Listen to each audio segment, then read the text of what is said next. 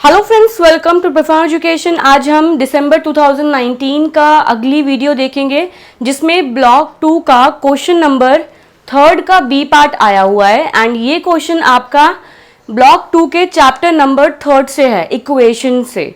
सो equation chapter हमारा start होने वाला है। तो क्वेश्चन देखते हैं। 3 का B part, solve the equation x cube minus 13x square plus 15x plus 189 is equals to 0 if one root of the equation exceeds other by 2। अब यहाँ पर हमारे पास एक इक्वेशन गिवन है जो एक क्यूबिक इक्वेशन है।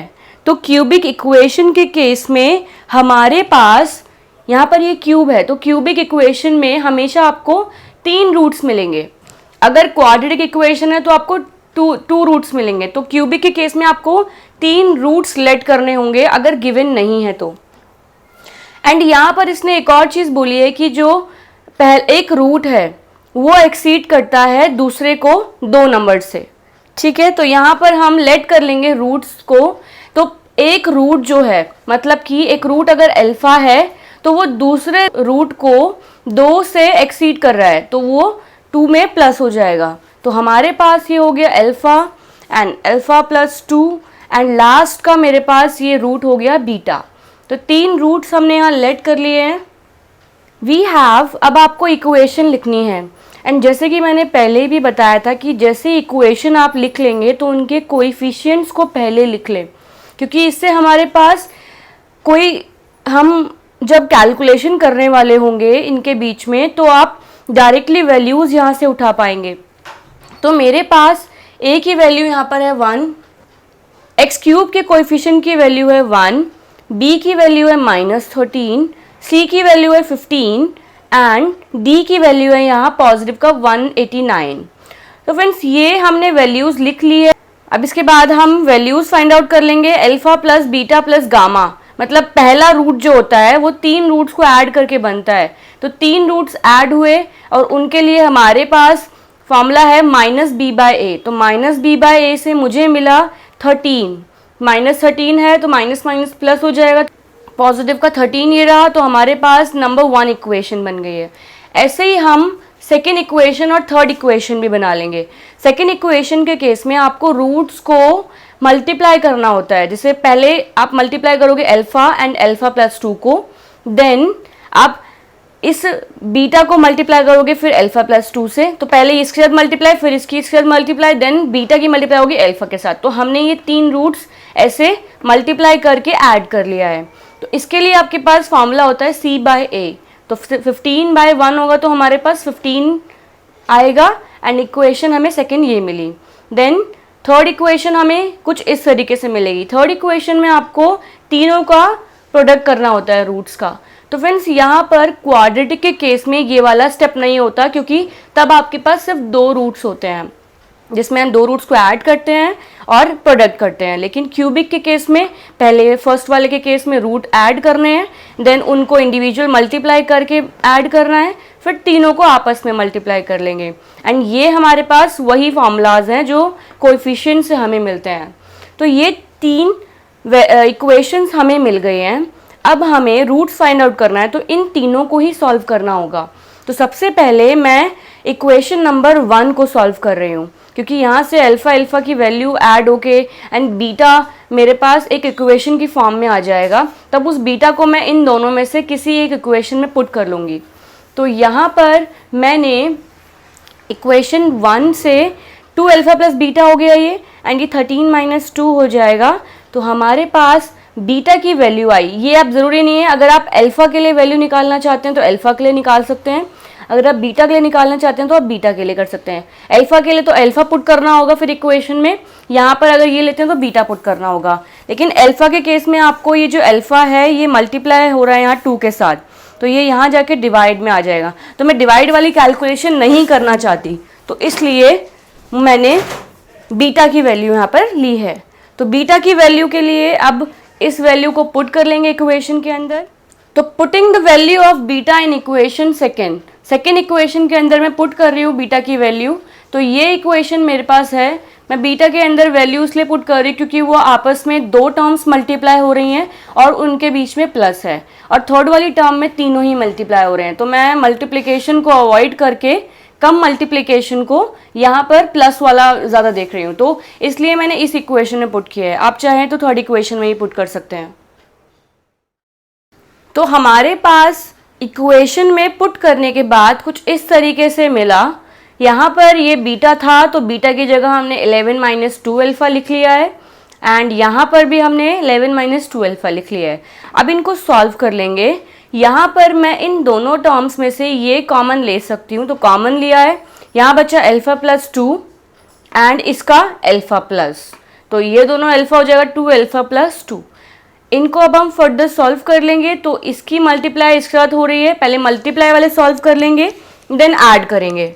तो यहाँ पर ये हो जाएगा 11 into 2 22 alpha and 11 into 2 22 minus 2 into 2 4 alpha square, क्योंकि यहाँ माइनस है और ये पॉजिटिव का है तो ये माइनस का 4 अल्फ़ा स्क्वायर हो जाएगा, एंड ये हो जाएगा माइनस का 4 अल्फ़ा। तो फ्रेंड्स हमारे पास कुछ इस तरीके से लिए टर्म्स हमें मिली। अब अल्फ़ा स्क्वायर वाला सॉल्व हो रहा है, अल्फ़ा वाले सॉल्व हो रहे हैं, तो इससे हमें एक क्वाड्रेटिक इक्वेशन मिल गई है। क्वाड्रेटिक इक्वेशन को हम नेगेटिव कॉमन ले लेंगे, तो अब ये इक्वेशन कुछ इस तरीके से मिलेगी, एंड देन उसके बाद हम splitting in the middle term से इसको सॉल्व कर लेंगे। क्या है वो, 7 की मल्टीप्लाई करेंगे अगर 3 से तो 21 आता है, तो 21 का मल्टीपल आपको मिल गया। अब आपको उसको स्प्लिट करना है ऐसे कि वो 20 बने प्लस और माइनस करके। तो पहले तो 21 के मल्टीपल्स देखिए, 7 3 21 होता है, एंड 3 7 21 होता है, एंड 21 इंटू 1 भी 21 होता है। तो यहाँ पर मेरे लिए हेल्पफुल रहेगा 21 इंटू 1 वाला मल्टीपल, क्योंकि मैं उसको माइनस 21 अल्फ़ा प्लस 1 अल्फ़ा करके माइनस का 20 बना सकती हूँ। तो मैंने इसलिए ये वाला यहाँ पे यूज़ किया है। देन 3 अल्फ़ा यहाँ कॉमन आ जाएगा, तो अल्फ़ा माइनस 7 एंड यहाँ 1 कॉमन आ रहा है। तो फ्रेंड्स मेरे पास ये अल्फ़ा की वैल्यूज़ आई हैं -1/3 and alpha is equals to 7। तो मेरे पास अब वैल्यूज़ आई अल्फ़ा के लिए -1/3 और 7। अब इन दोनों वैल्यूज़ को हम देखेंगे कि इन दोनों में से सही वैल्यू कौन सी है अल्फ़ा की, जो सेटिस्फाई कर रही है तीनों ही इक्वेशंस को, क्योंकि अल्फ़ा के लिए दो वैल्यूज़ नहीं हो सकती, एंड हो भी सकती हैं तो वो भी हमें सेटिस्फाई करके चेक करना होगा। तो अगर मेरी अल्फ़ा की वैल्यू -1/3 है, तो अगर मैं इसे पुट करूं इस इक्वेशन के अंदर, जो मेरे पास बीटा वाली इक्वेशन थी जो मैंने पुट करी थी इक्वेशन नंबर 3 के अंदर, सेकंड के अंदर, तो उसमें मैंने अल्फ़ा की वैल्यू पुट करके बीटा की वैल्यू फाइंड आउट कर ली, जो हो गया 35/3। तो अब मेरे पास अल्फ़ा की वैल्यू -1/3 है और बीटा की वैल्यू 35/3 है। अब हम चेक करेंगे कि यह दोनों वैल्यूज़ क्या सेटिस्फाई कर रही है हमारी इक्वेशंस को, मतलब कि अगर हम इनको पुट करते हैं अपने LHS साइड में तो क्या वो RHS के इक्वल आ रही है। अगर वो सही हैं तभी इन वैल्यूज़ को हम सही वैल्यूज़ कहेंगे, एंड इन्हीं को हम आगे फाइंड आउट करेंगे रूट्स फाइंड आउट करने के लिए।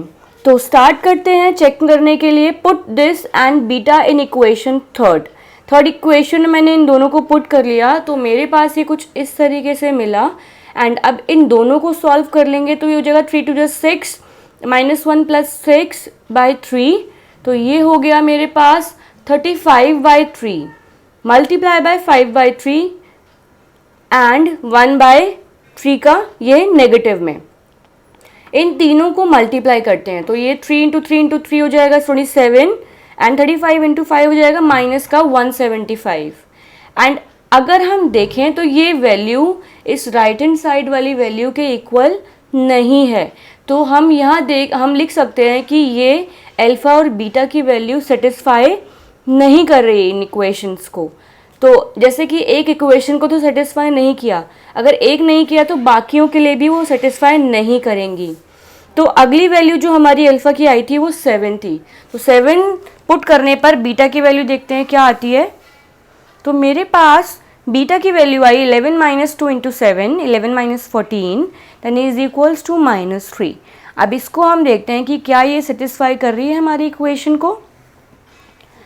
तो फ्रेंड्स यहाँ पर पुट करने पर मुझे मिला माइनस का 189, तो 189 इक्वल हो गया माइनस 189 के। तो हम यहाँ कह सकते हैं कि अल्फा और बीटा की वैल्यू ये वाली सेटिस्फाई कर रही हैं इक्वेशंस को। अब हमें रूट्स फाइंड आउट कर रहे हैं। रूट्स फाइंड आउट कर रहे हैं तो पहला रूट था हमारा अल्फा, दूसरा रूट था अल्फा प्लस 2 एंड तीसरा रूट था बीटा।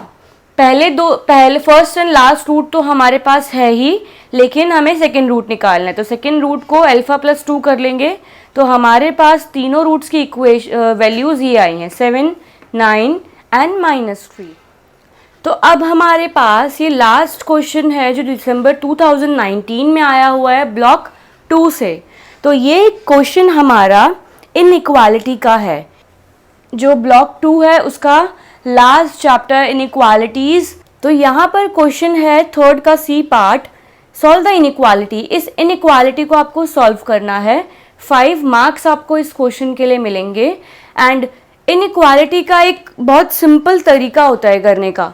एक तो इसमें कुछ फॉर्मूलाज हैं जो आपको याद करने हैं, एंड अगर आप उनको याद नहीं भी करेंगे तो वो कैसे पुट करना है एंड कैसे आपको आइडेंटिफाई करना है कि ये फॉर्मूला ऐसे ही दिखेगा, ऐसे ही बनेगा, तो वो भी हम यहाँ पर देखेंगे।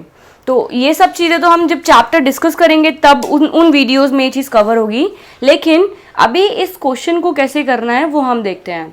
तो सॉल्यूशन सबसे पहले हमारे पास ये इनइक्वालिटी गिवन है, ये मॉड्यूलस में एक इक्वेशन है और इनइक्वालिटी हमारे पास लेस देन इक्वल्स टू है। ये हो रहा है 2/3। आपको फाइंड आउट करना है इसके लिए सॉल्यूशन।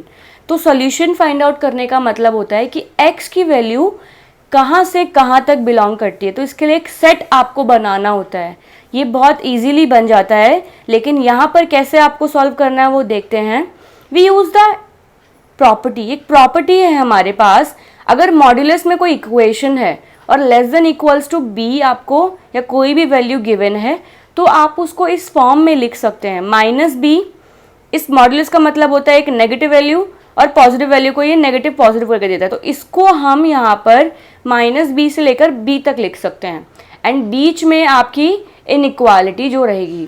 तो इनइक्वालिटी का साइन क्या रहेगा, less than equals to, and बीच में आपकी जो गिवन इक्वेशन है and left and right side में जो कांस्टेंट पार्ट है। तो हमेशा इक्वेशन यहाँ हो सकती है एंड कांस्टेंट पार्ट आपका यहाँ हो सकता है। तो कांस्टेंट पार्ट को ही लेफ्ट एंड राइट साइड में लिखना है। देन अभी हमने फॉर्मूला लिख लिया, प्रॉपर्टी लिख ली। अब इसको रिप्रेजेंट करेंगे इस तरीके से। कैसे लिखा जा सकता है, गिवन इज कि ये मॉड्यूलस में लेस देन इक्वल्स टू 2/3, इसको हम लिख सकते हैं माइनस का 2/3, less than equals to 22x - 3/4 and less than 2/3। तो अब हमें ये जो मिला है प्रॉपर्टी से, इसको सॉल्व करेंगे। तो सॉल्व कैसे करना होता है इसे, आपको इस बीच वाली इक्वेशन में सिर्फ x को छोड़ना होगा। मतलब सारी चीज़ें जो x का कोएफिशिएंट है, जो x का माइनस हो रहा है या मल्टीप्लाई हो रहा है, डिवाइड हो रहा है, उसको उन सबको हटाना है और x यहाँ पे रखना है हमें सिर्फ, क्योंकि हमें x के लिए सॉल्यूशंस निकालने होंगे पहले। तो x के लिए सॉल्यूशंस निकालेंगे तो वो हमारा सेट बन जाएगा इस इक्वेशन के लिए। तो यहाँ पर सबसे पहले आपको यहाँ पर दिख रहा है कि ये डिवाइड में 4 है। तो डिवाइड में 4 को कैसे हटा सकते हैं, अगर मैं मल्टीप्लाई कर दूँ यहाँ 4, तो 4 से 4 कैंसिल आउट हो जाएगा, तो वो हमारा सॉल्व होके कट जाएगा 4।